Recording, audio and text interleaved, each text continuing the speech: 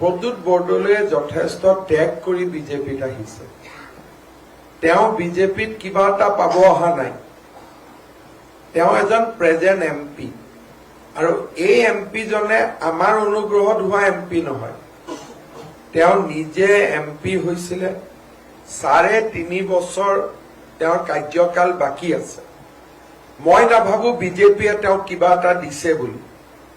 বৰঞ্চ বিজেপিত আহি তেওঁ পাই থকা বস্তু এটা ত্যাগ কৰিছে।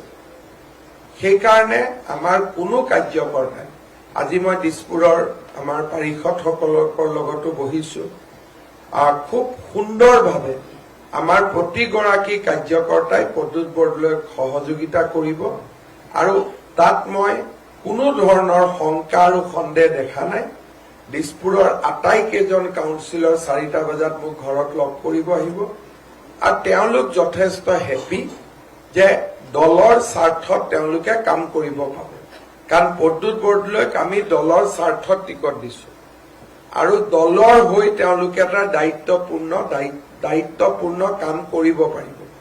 গতিকে আমাৰ বিজেপিত কোনেও নৰেন্দ্ৰ মোদী ডাঙৰীয়াই লোৱা সিদ্ধান্তত প্ৰত্যাহ্বান নজনায়।